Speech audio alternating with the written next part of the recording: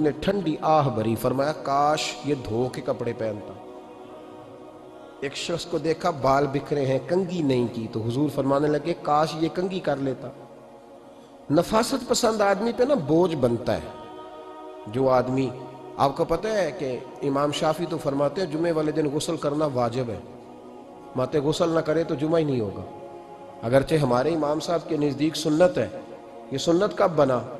ایک دن نہ بہت سارے لوگ اپنے اپنے کام سے اٹھے مسجد میں آ گئے، مسجد نبوی میں۔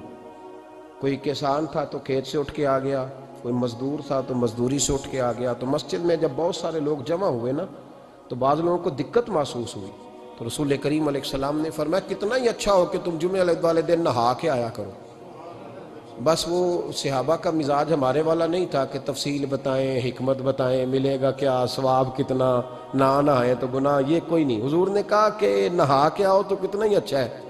پھر کسی صحابی نے کبھی بھی بغیر غسل کیے جمعہ ادا ہی نہیں کیا۔ کسی نے بغیر غسل کے کبھی جمعہ ادا ہی نہیں کیا نا۔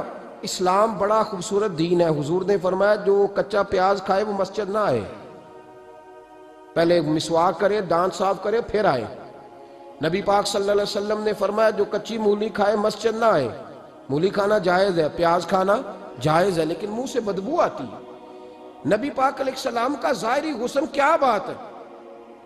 میلاد مبارکہ میں نبی پاک علیہ السلام کی جو چیز بڑی کھل کے واضح ہوتی ہے وہ رسول اللہ کا حسن و جمال ہے۔ آپ کی والدہ سیدہ طیبہ طاہرہ حضرت سیدہ آمنہ رضی اللہ تعالیٰ، اماں جی کہتی ہیں کہ میرے محبوب جب میرے بطن اقدس میں آئے تو جو تکالیف عورتوں کو ہوتی ہے مجھے ان میں سے کوئی تکلیف بھی نہیں ہوئی۔ اور اماں جی کہتی ہیں مجھے کبھی کوئی ثقل، کوئی بوجھ محسوس نہیں ہوا۔ اور فرماتی ہیں کہ جو ولادت کے وقت لوگوں کو، عورتوں کو تکلیف ہوتی ہے مجھے وہ بھی نہیں ہوئی۔ اور فرماتی ہیں کہ نبی کریم علیہ السلام پیدا ہوئے تو ہمیں حضور علیہ السلام کی ناف کو کاٹنا نہیں پڑا، ناف بریدہ پیدا ہوئے، ختنہ شدہ پیدا ہوئے۔ آپ کو پتہ ہے عورتیں غسل دیتی ہیں بچے کو پیدا ہونے کے بعد، لیکن میرے محبوب نے سجدہ ہی کر لیا پیدا ہوتے ہی، امتی امتی کہتے ہوئے پیدا ہوئے۔ حق نے فرمایا کہ بخشا الصلاۃ والسلام، اور پہلے سجدے پر روز ازل سے درود۔ میرے امام فاضل بریلوی کا جو انداز تکلم ہے نا اس کی بھی حد ہی کوئی نہیں، کوئی حد ہی نہیں۔ کہاں تک ان کی محبت جاتی، کہنے لگے پہلے سجدے پہ روز ازل سے درود، یادگاری یہ امت پہ لاکھوں سلام، یادگاری یہ امت پہ لاکھوں سلام۔ بتائیے بغیر وضو کے، بغیر غسل کے سجدہ ہو جاتا ہے؟ تو حضور نے سجدہ کر کے بتایا کہ اللہ نے مجھے پاک صاف پیدا کیا ہے۔ نبی پاک صلی اللہ علیہ وسلم کی والدہ نے جب یہ باتیں ارشاد فرمائیں تو لوگوں نے پوچھا ان سے کہ اماں جی پھر آپ ایک جملے میں بتائیں کہ ماجرا سارا کیا تھا، آخر ایک ولادت تو ہوئی نا، آپ کے وجود اطہر سے ایک بچہ تو نکلا، تو یہ کیا تھا؟ تو سیدہ آمنہ فرمانے لگی خارج منی نور، بس میرے وجود سے ایک نور نکلا ہے، بس میرے وجود سے ایک، اور روشنی آتی جاتی ہے تو کسی کو تکلیف نہیں دیتی، ایک نور نکلا۔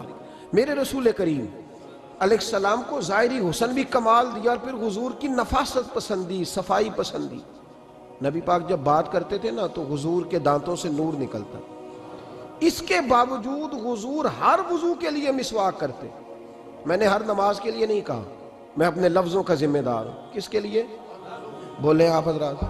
ہر وضو کے لیے، یعنی اگر نبی پاک نے وضو نماز کے لیے کیا تب بھی مسواک کی، اور اگر قرآن شریف کی تلاوت کے لیے کیا تو پھر بھی مسواک کی، کسی اور موقع کے لیے وضو فرمایا تو پھر بھی مسواک کی۔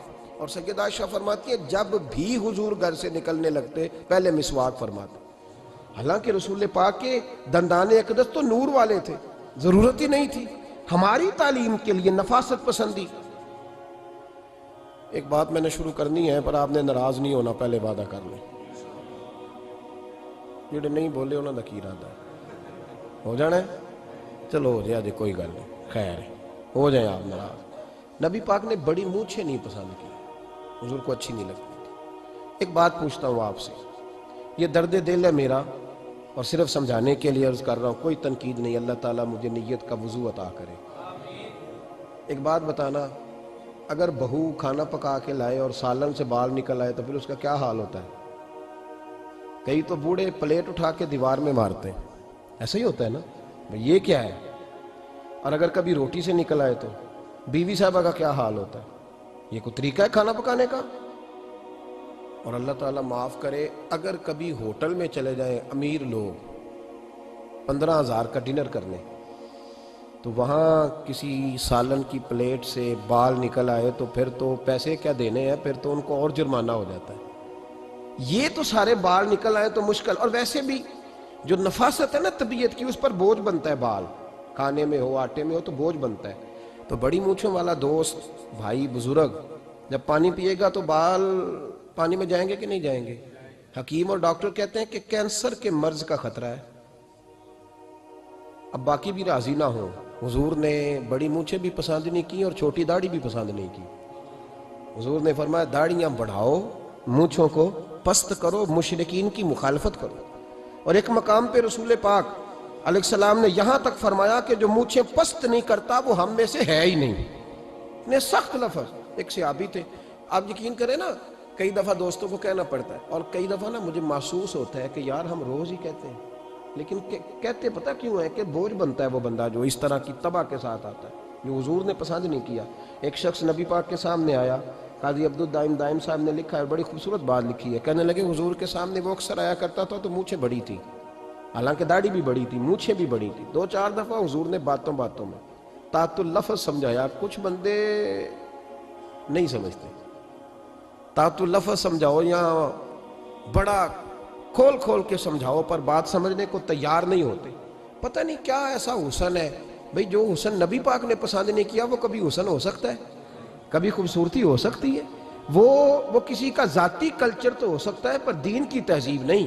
نبی کریم علیہ السلام نے کئی دفعہ سمجھایا تو ان کی سمجھ میں بات نہ آئی۔ ایک دن وہ بیٹھے ہوئے تو حضور نے ایک صحابی سے فرمایا کینچی لاؤ۔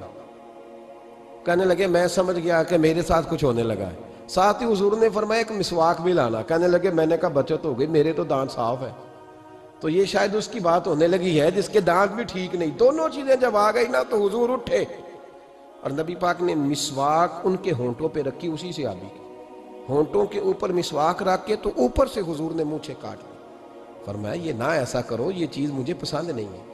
حضور نے نفاست پسندی کو، اب تو اللہ تعالیٰ خیر کرے ملانگ آ گئے ہیں مارکیٹ میں، ملانگ درویشی فقیری، اور ان کے پاس رش بھی زیادہ ہے، ان کے درباروں پہ بھی رش زیادہ ہے۔ جی کہتے ہیں حضرت صاحب درویش آدمی ہے۔ بھئی روٹی تو پورے ٹائم پہ کھاتا ہے، مونچھیں کٹوانے میں ہی درویش ہو گیا ہے، نہ بال کٹواتا ہے نہ مونچھیں کٹواتا ہے۔ یہ گرو نانک کی تعلیمات ہیں، یہ نبی پاک کی تعلیم نہیں۔ وجود کا کوئی بال نہ کٹوانا یہ سکھوں کا طریقہ ہے، مسلمانوں کا یہ انداز، یہ کدھر کی فقیری ہے؟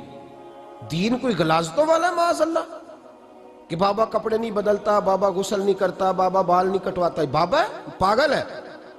قطعی طور پر کوئی فقیری نہیں، فقیری صرف وہ ہے جو میرے نبی نے کیا ہے۔